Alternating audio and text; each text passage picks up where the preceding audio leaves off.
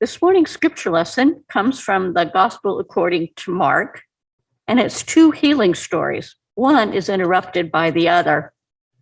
A woman has the courage to touch Jesus's garment.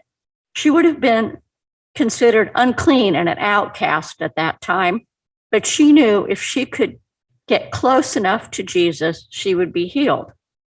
And a leader of the synagogue knows Jesus can heal his daughter. And even after he is told she is dead, he still believes Jesus can heal her, and he does. Then one of the leaders of the synagogue, named Jairus, came, and when he saw Jesus, fell at his feet and begged him repeatedly, "My little daughter is at the point of death. Come and lay your hands on her so that she may be made well and live." So he went with him, and a large crowd followed him and pressed in on him. Now there was a woman who had been suffering from hemorrhages for 12 years. She had endured much under many physicians and had spent all that she had, and she was no better, but rather grew worse. She had heard about Jesus and came up behind him in the crowd and touched his cloak. For she said, "If I but touch his clothes, I will be made well." Immediately her hemorrhage stopped, and she felt in her body that she was healed of her disease. Immediately aware that power had gone out from him, Jesus turned about in the crowd and said, "Who touched my clothes?" And his disciples said to him, "You see the crowd pressing in on you. How can you say, 'Who touched me?'" He looked all around to see who had done it. But the woman, knowing what had happened to her, came in fear and trembling, fell down before him, and told him the whole truth. He said to her, "Daughter, your faith has made you well. Go in peace and be healed of your disease." While he was still speaking, some people came from the leader's house to say, "Your daughter is dead. Why trouble the teacher any further?" But overhearing what they said, Jesus said to the leader of the synagogue, "Do not fear, only believe." He allowed no one to follow him except Peter, James, and John, the brother of James. When they came to the house of the leader of the synagogue, he saw a commotion, people weeping and wailing loudly. When he had entered, he said, "Why do you make a commotion and weep? The child is not dead, but sleeping." And they laughed at him. Then he put them all outside and took the child's father and mother and those who were with him and went in there to where the child was. He took her by the hand and said to her, "Talitha cum," which means, "Little girl, get up." And immediately the girl got up and began to walk about. She was 12 years of age. At this, they were overcome with amazement. In my preparation for today's sermon, last week I was doing some internet research and I came across a Washington Post article from April 2020. And in a narrow buff colored band, there was a banner just above this article title that said, it had a little clock on it, and it said, "This article is more than 1 year old." And 1 year old was in bold print. And this made me think of several things.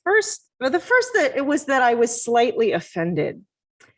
I mean, I can read. I am perfectly capable of scrolling down and looking at the date and seeing that the date of the article was April 20th, 2020, and recognizing that the information in the article might be a little out of date. My second thought was about the odd sense of time that we seem to have developed during this time that we're living through, right? On the one hand, April 2020, it was a month into sheltering in place. It was a time before vaccines and when we only had a rudimentary understanding of how the virus worked and how to keep ourselves safe. that seems like it was only yesterday. But with this latest surge with the Omicron variant, many of us again are kind of in that same place again, right? We're hesitant to leave our house, or we're ordering groceries online. We're reluctant to gather with friends and family. It might as well be April 2020. And yet at the same time, 2020, that was 2 years ago. It seems like so long ago. It's been 2 years. My third thought was about the unnamed woman in Mark's gospel, whose story Liz read to us. We've suffered through a life-changing pandemic for only 2 years. She had suffered for 12 years from a debilitating condition that had kept her marginalized from her family and her community. On the one hand, what do I have to complain about? And on the other hand, how much longer will we endure our own suffering? Our story from Mark happens as Jesus's ministry is really getting into full swing in this gospel. He's been teaching in parables throughout Galilee, and he started to become known for his healing deeds and his deeds of power. Just before this section in chapter 5, he has stilled the storm on the Sea of Galilee, and he's exorcised a legion of demons from an outcast man living among the tombs. That is actually a story that you will hear about next week in Jeff's sermon, and the final in this series. And even though he tells the people that he's healed not to tell anyone, right? Jesus is kind of trying to keep things secret. The word is getting out that he has great power, and 2 people come to him hoping for some life-changing healing. Now, the author of Mark uses an interesting literary device with these 2 stories that Liz kind of pointed that out to you. And I think it's worth talking about, it's worth noticing, because it's important to see these 2 stories together. I think they're meant to be read together. The device is called intercalation. It's also a chemistry term, so those of you who are scientists might know that intercalation means to insert something between layers. And in a literary sense, it means that the author starts the story of one kind of thread, story thread, and then puts another story in there, and then at the end comes back to the first story and finishes it. If you read The Grapes of Wrath in high school or college, The Grapes of Wrath uses this intercalary device. And Mark uses it a lot in his gospel, at least 5 times in the gospel. This sort of device, the sandwich device, shows up. And I think it's tempting to just read the story of Jairus and his daughter, or just look at the story of the woman and her healing. But it's like eating a sandwich. You wouldn't want to just eat the bread or just eat the innards. You need the whole thing. And so we are meant to see these stories together. And when we do see them together, we notice the contrasts between the characters. Jairus is a leader of the synagogue, and that meant that he is a person of some wealth and status in his community. He was someone who could afford to provide and maintain a building for the synagogue, or has a large home where people would meet. And by contrast, the woman who desperately reaches out to touch the hem of Jesus's robe is quite likely an outcast.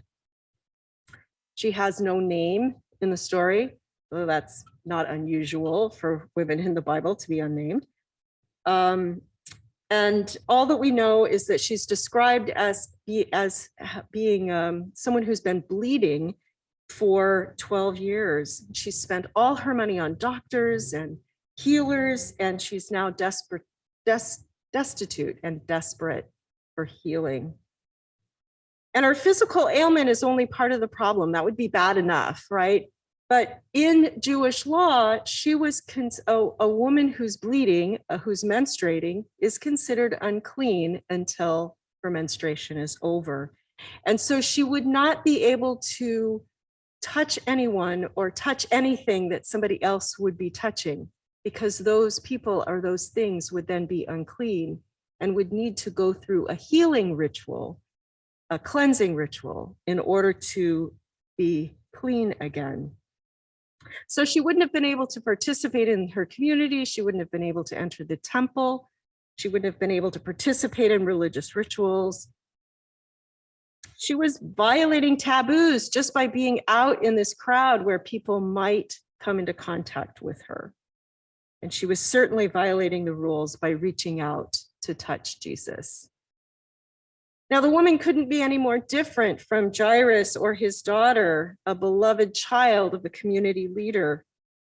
This woman is one of the most marginalized sorts of people in her community, but Jesus didn't marginalize her or punish her for coming to him. Instead, he acknowledges her healing. He even renames her in a sense. He calls her daughter, equating her now with the beloved daughter of Jairus, and pulling her back into the community and affirming her identity as a child of God. He sets her free from the restrictions of her illness and sets her on a path of a new hopeful future. Notice, though, that just because he stops to heal the woman, Jairus and his daughter don't miss out on the healing. In our society, we tend to assume that one person's gain means another person's loss. We tend to think if the last shall be first, it means that those who are first will be excluded. But that's not the way it is in God's kingdom. That's not the point. The reign of God means that all shall be fed and all shall be healed and all shall have enough. The unnamed woman, so often last in her community, receives healing first. But Jairus' daughter is also healed. Seeing these two stories side by side also illuminates how, despite their differences in community status, both Jairus and the unnamed woman have an important similarity. They are both determined to reach out to Jesus for help. In the depths of their suffering, they realize they can't manage their grief or their illness alone, and they reach out for help. They both say to Jesus, essentially, I am not okay, and I need help. And this makes me think of another quirk of our society. We are, for the most part, reluctant to ask for help, aren't we? Is this something that you have trouble with? I asked this, why this might be so in our Monday morning Bible study this week, and here's a compendium of their answers, along with a few that I thought of or read about. See if any of these resonate with you. When I ask for help, it makes me feel shame, like I am less than. It means that I'm admitting my imperfection. It means that I'm putting someone else out. I don't want to bother people. It's difficult to admit that I'm not the strong one in charge anymore. I assume that people are going to say no when I ask. I don't want to be a burden. It means I'm no longer in control of my situation. It makes me feel uncomfortable and vulnerable. I'm supposed to be self-sufficient and independent. Our reluctance to ask for help and the associated feelings that we have when we do reach out are likely, in part at least, the result of living in our highly individualistic culture.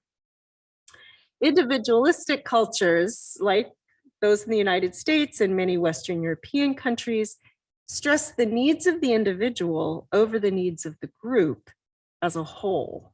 In this type of culture, people are seen as independent and autonomous. In individualistic cultures, people are considered good if they are strong, self-reliant, assertive, and independent. Being dependent upon others is often considered shameful or embarrassing. People tend to be, or at least value being, self-reliant. Individualistic cultures stress that people should be able to solve problems or accomplish goals on their own without having to rely on assistance from others. People are often expected to, you know, the old saw, pull themselves up by their own bootstraps when they encounter any setbacks. With this sort of cultural messaging, it's no wonder we have trouble asking for help, right? And by contrast, those who live in collectivistic cultures tend to see themselves as part of a larger group rather than focus on their individuality. As a result, they value behavior that emphasizes unity. Individual goals and needs are often diminished for the good of the greater whole. Rather than self-reliance and strength, collectivist cultures value characteristics like being self-sacrificing, dependable, generous, and helpful to others. Instead of independence, collectivist cultures emphasize interdependence. Now, did you notice that the values held by collectivist cultures are values expressed in our Christian faith? As Christians, we're called to unity in the body of Christ. We're called to love and care for each other in our community. We're called to generously support each other and to gratefully and joyfully receive help when it's offered. And yet in our society, we live in this constant tension between our individualistic culture and our collectivistic Christian tradition. It's my prayer that as we navigate this tension, we'll be pulled toward the collectivistic values of our Christian faith. Let us build a generous, unified, interdependent community, rooted in our faith, characterized by Christian love for all. Let us know that just as Jairus and the unnamed woman did, we can reach out and there will be a hand to hold.